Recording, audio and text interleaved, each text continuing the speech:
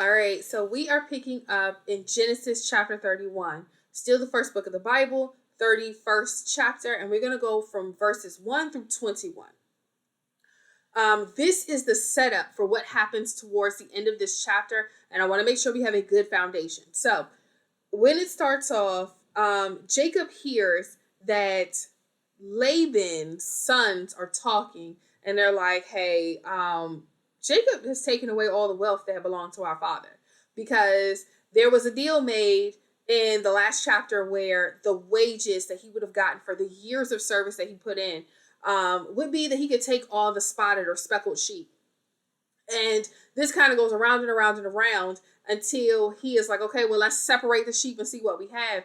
And Laban has his sons drive those sheep that are due to Jacob away, 3 days journey away. And so they are piled up somewhere else and he can't get to them. So he continues to like go through this cycle of trying to get the money that's due to him or the wages that are due to him, which is this flock. And so they're like, hey, he has gotten all of our father's wealth. He has all of his glory. He has all of the inheritance that we would get, and it's problematic to them. And so Jacob is like, hey, I'm recognizing that there's a shift now. I was family before. They loved me before. It was cool before. But now that we made this deal and the tide is turning and the wealth is shifting to me because of the blessing that God has on me, the favor that God has rested upon me is making things work out for me and instead of them. And they getting a little jealous. It's time for me to get on up out of here.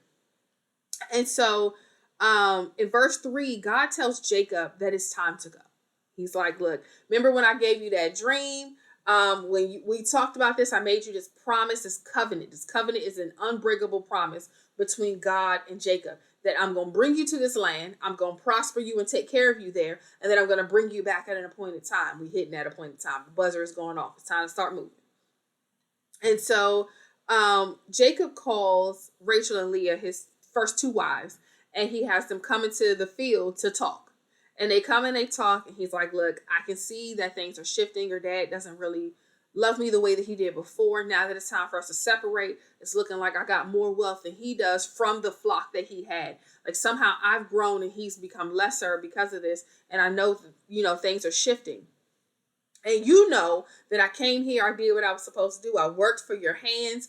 That's 7 years of peace. That's 14 years of labor. I have continued to work as my children were born and the years have passed. I continue to stay and pour my efforts into this house to grow his flock. We made a deal and he has continued to change this. And it says in verse 7 that he's deceived him many times. That every time they have a deal, okay, you can have the ones that have spots. And then the next round of goats that are born or sheep that are born all have spots. And he's like, no.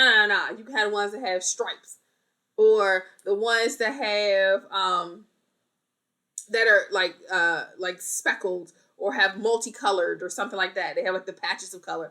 He'll say, oh, no, what I meant was this, or he'll drive them away. And again and again and again, every mating season, every time there's a chance to sit and reevaluate what's there, the wealth is in the favor of Jacob. And so Laban changes the deal. He's like, look, it's just time for me to go. God said it's time to go. He's made it a way so that no matter what this man has said, I have been able to collect what's due to me. And it's just time for me to take what I can and go. Like, it's time to cut my losses and get on up out of here. And so in verse 9, he says, God is the one who did this. God made it so that the animals that were born met the requirement for them to belong to me. God is doing it. I don't have no control over that. God is doing it. And in verse 10, he said that he has given a dream. And in this dream, when the animals made it, he saw that the kids were going to be spotted or striped or speckled or patchy or whatever it is you want to call it. He saw that the ones that were going to be born were the ones that were going to match what he was supposed to get as his wages.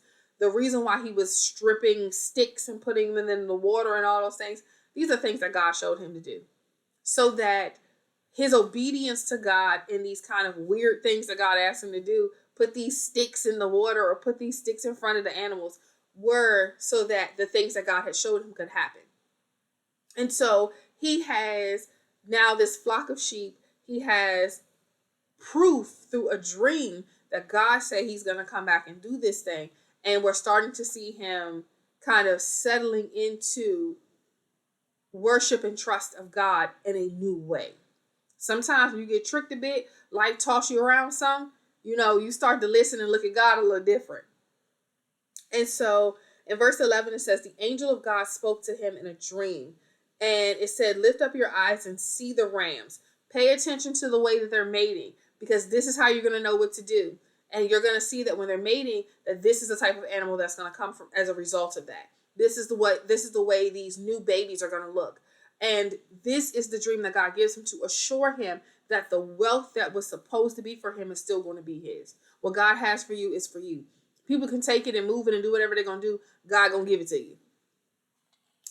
And in verse 13, God reminds him of the covenant.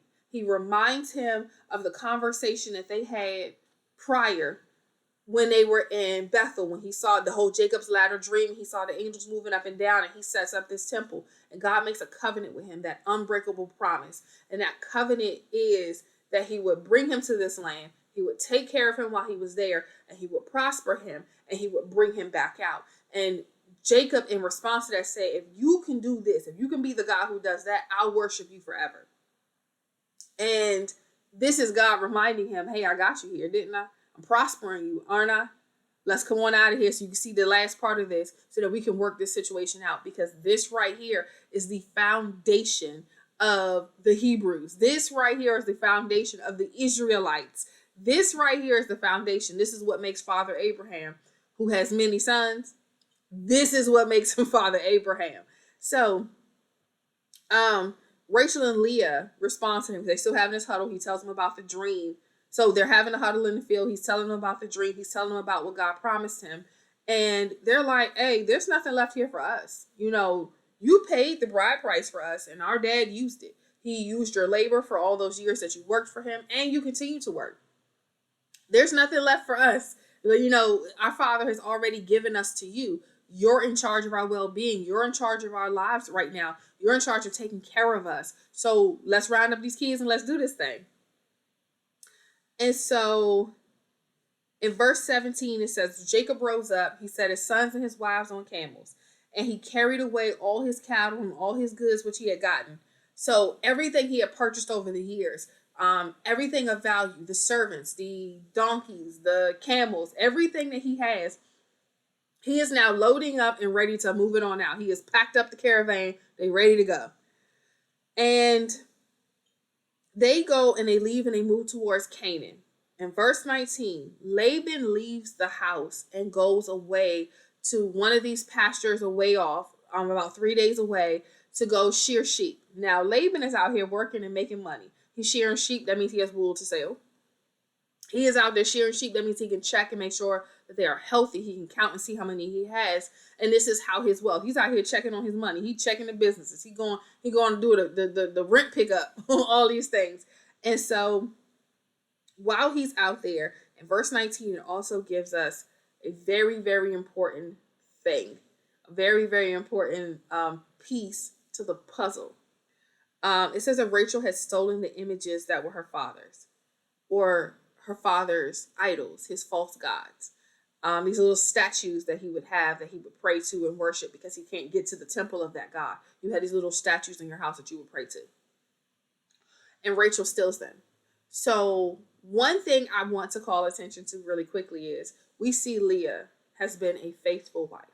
We see Leah has been faithful to the husband that she has. She doesn't keep going back to her father for things. She doesn't go back and worship the God of her fathers. She now has worshiped the God that Jacob presented to her, because this is her new life.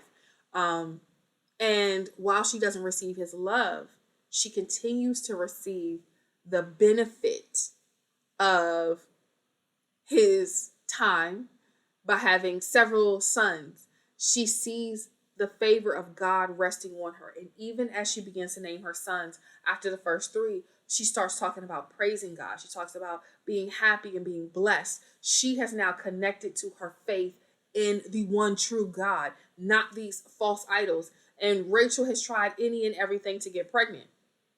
She has the mandrake situation. she has prayed. She has gone as far as to blame Jacob for her not being able to get pregnant. And so she continues to go on and on and on, and is attempting to hold on to some things from her past as she's moving into the future. So sometimes, and I want to point this out, sometimes the thing that we think we want that looks good to us is not necessarily what's best for us. Leah didn't look good to him. Leah was not what he wanted, but she was the most fruitful. She was the most faithful. She was the one that connected her faith to God. Meaning she was the one that, if you had a wife like that is connected to God, that the favor that rests on you, the blessing that rests on you, you now have somebody who can partner with you in storms, who can partner with you in praise, can partner with you in worship, can partner with you on bad days.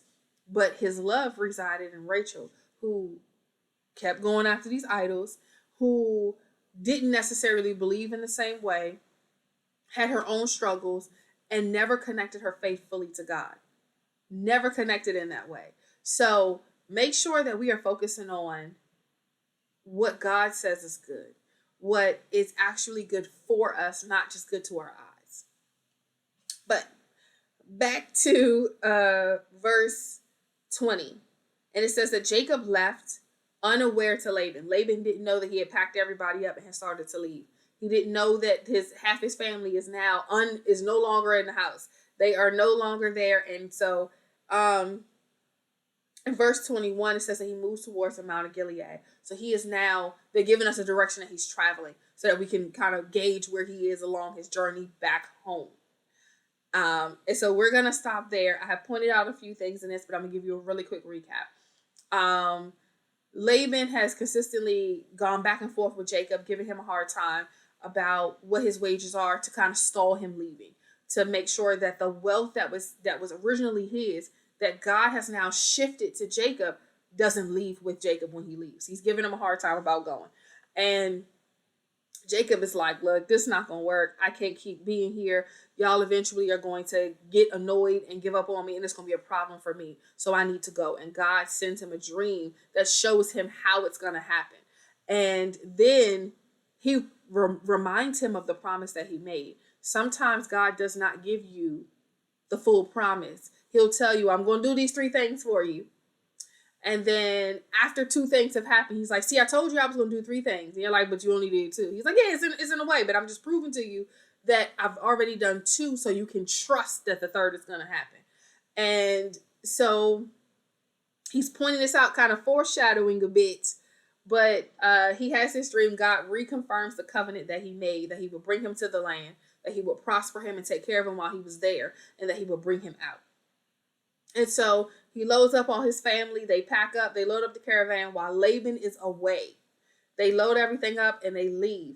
And when they leave, Rachel, who was the wife that he preferred and wanted, the second of the first 2 wives, she steals her father's idols. She steals her father's these little images, kind of statues that they would have in their home to worship.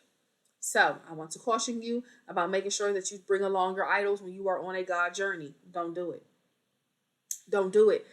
God didn't ask you to bring along nothing that you could think about, possibly pray to. When God puts you on a journey, leave your idols at home. Leave your foolishness at home. Be prepared to let everything go with God. All right, y'all. Y'all have a blessed one.